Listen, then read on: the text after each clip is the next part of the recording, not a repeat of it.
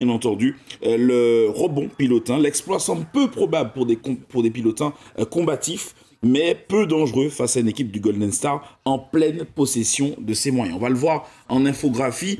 8 matchs sont prévus pour les huitièmes de finale de la Coupe de Martinique garçons. Je précise, il s'agit bien des garçons, on va le voir en infographie. Les filles, elles, rentreront en compétition le week-end prochain directement par les quarts de finale. Donc le week-end prochain, il y aura également les quarts de finale féminins et les quarts de finale masculins.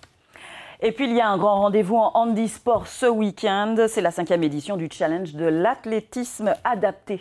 Tout à fait. Stéphanie, s'il y a bien une compétition qui symbolise au mieux le dépassement de soi, c'est bien entendu le handisport. Ce samedi de 8h à 13h, c'est l'athlétisme adapté qui sera à l'honneur au stade Pierre-Aliquer à Dillon. Il y aura des courses, du lancer, du saut, du rameur et même du judo. C'est une compétition avec un enjeu tout de même, permettre une détection des meilleurs avec pourquoi pas une participation au championnat de France. Rappelons que l'une de nos étoiles du monde de l'handisport, Mandy François Elie, est qualifiée pour les Jeux paralympiques de Tokyo qui ont lieu en 2020. Mandy François Elie, on rappelle, qui est vice-championne du monde sur 200 mètres, Stéphanie. Alors...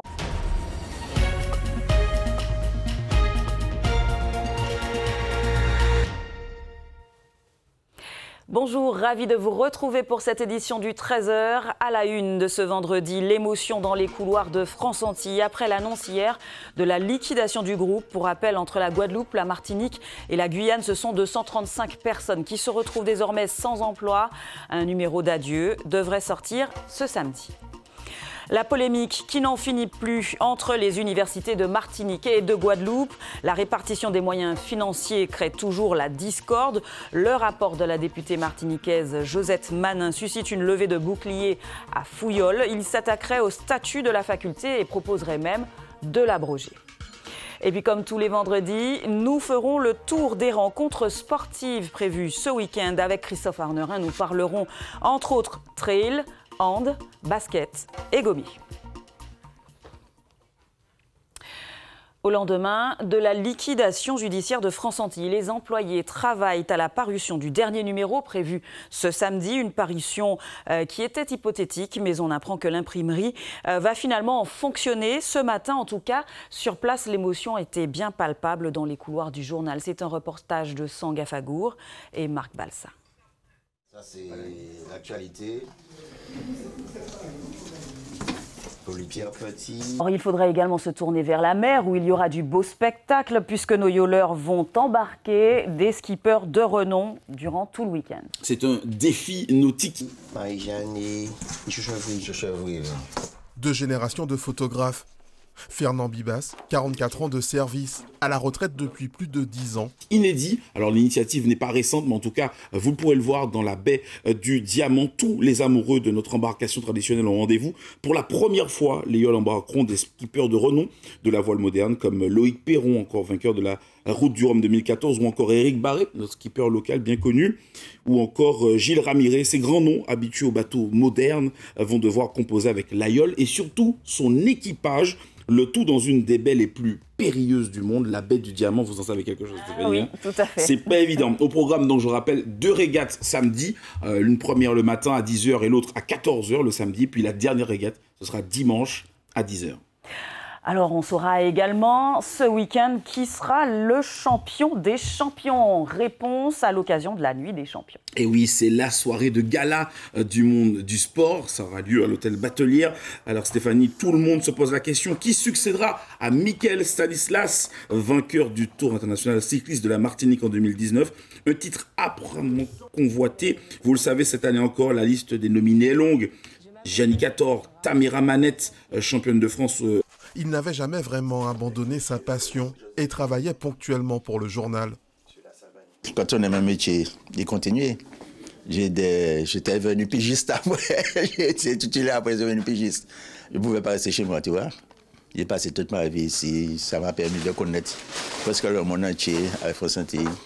J'ai fait tous les sports, toute l'actualité. À son départ, il avait été remplacé par Jean-Marc Étifier, la tête remplie d'ambition et de bonne volonté. C'est un grand monsieur qu'il faut respecter. Je me disais que il fallait que je fasse aussi bien, je reste aussi longtemps, mais avec ce qui se passe en ce moment, c'est pas évident. Des journalistes, des photographes désormais sans emploi. Mais France Antilles, c'est aussi des administratifs, des commerciaux, des techniciens. Aujourd'hui, au studio graphique, l'ambiance n'y est pas vraiment, mais chacun travaille à la parution de la dernière édition. Il faut mettre une machine en marche qui a été arrêtée par la décision du tribunal. C'est arrêté dans nos têtes, c'est arrêté dans un mécanisme qui est déjà huilé.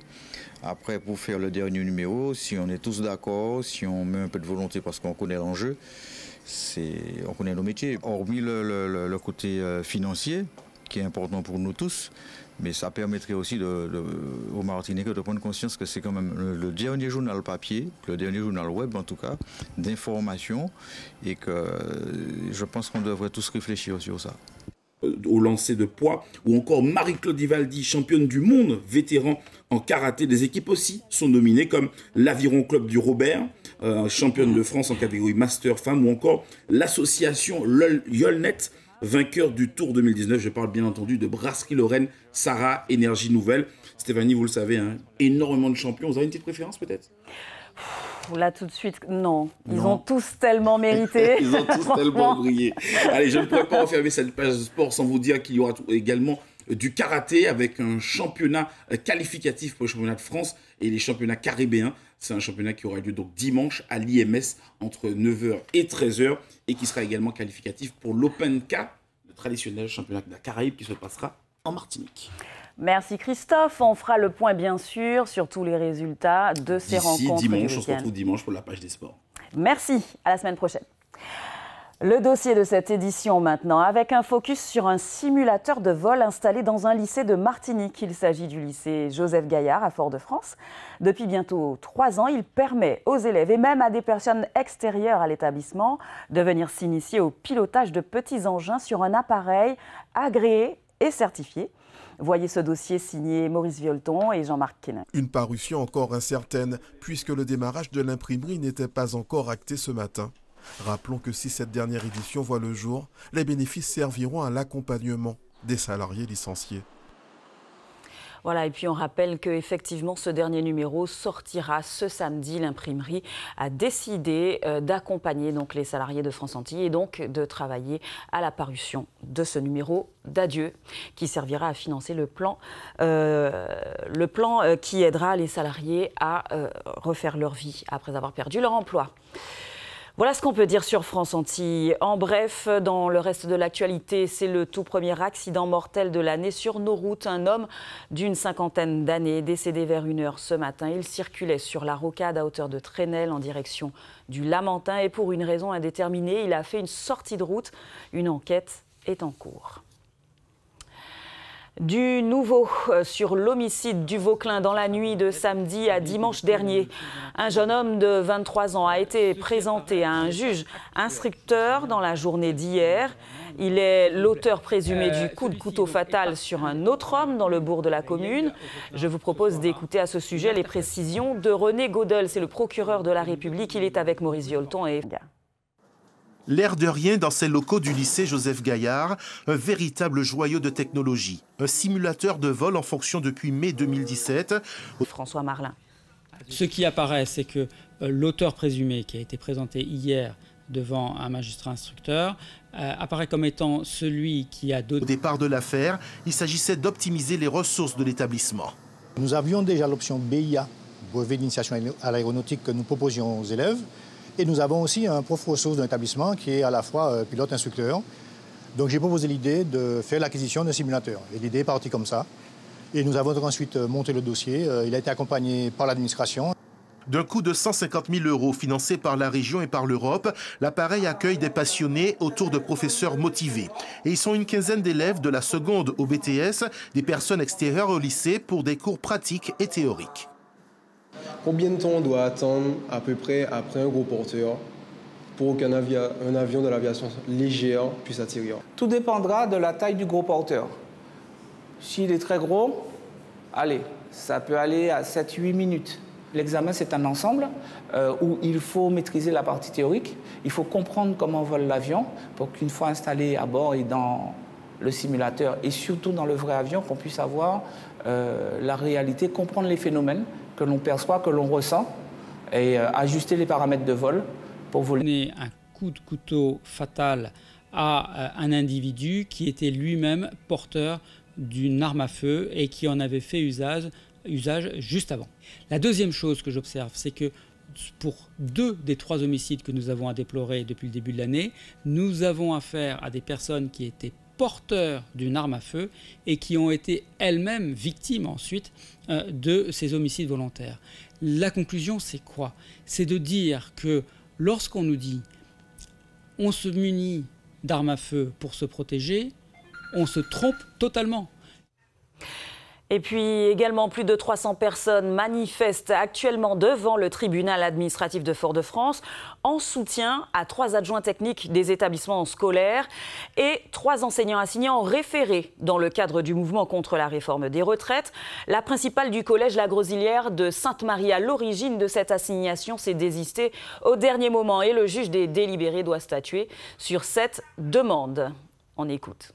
Tellement qu'il s'agit d'une victoire aujourd'hui, nous trouvons inadmissible que des chefs d'établissement, pour bien se faire voir par monsieur le recteur, puissent pointer du doigt des collègues qui n'ont strictement rien fait, qui sont dans le cadre d'une manifestation complètement pacifique.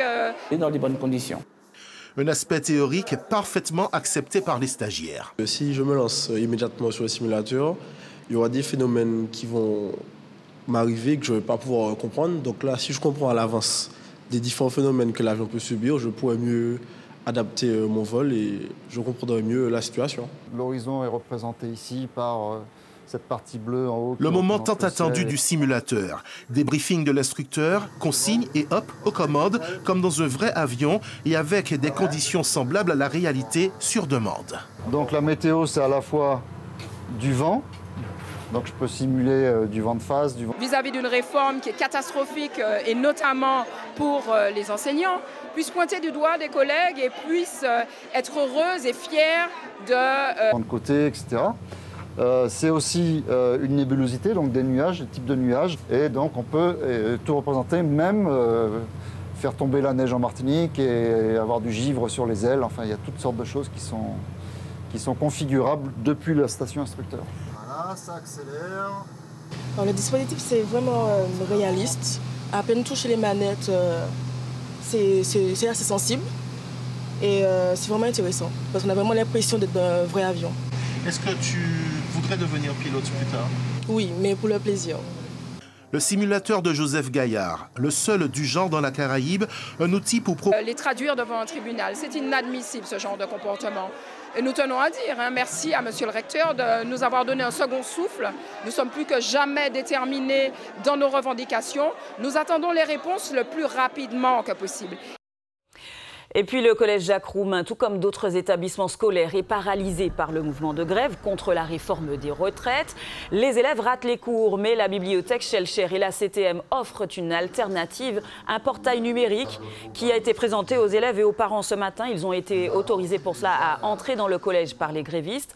Le portail propose notamment du soutien scolaire, du CP à la terminale. On écoute les précisions de Claude Misard, responsable adjoint de la bibliothèque Schellcher. La grève a permis que soient boostées un peu les connexions à notre plateforme. Pour y accéder, il faut être inscrit à la bibliothèque et donc avoir sa carte. Je précise que l'inscription est gratuite et après l'accès à ces ressources aussi est gratuit. Donc tout le processus est gratuit. Oui, donc il a tous les cours, mais aussi il y a des quiz.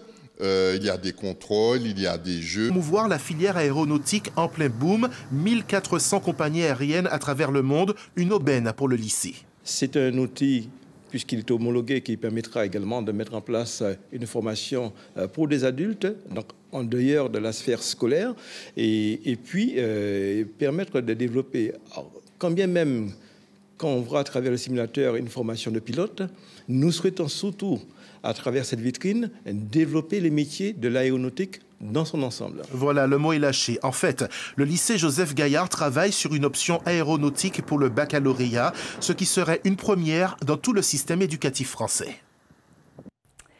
Voilà pour ce beau reportage. C'est la fin de ce journal. Merci de votre fidélité. Je vous rappelle le titre principal. C'est un meurtrier présumé soutenu par une centaine d'habitants de sa commune à travers une pétition. C'est assez rare. Le 18 janvier dernier, un quinquagénaire a tué un homme de 33 ans à coups de couteau à Rivière-Pilote. Le jeune homme l'avait déjà agressé à plusieurs reprises. Il espérait être remis en liberté, mais sa demande a été rejetée ce matin. Retrouvez toute l'info sur notre site internet et sur l'appli de Martinique La Première. Ce soir, retrouvez Cécile Mar à 19h. Passez un excellent week-end sur notre antenne. Je vous retrouve lundi. Au revoir.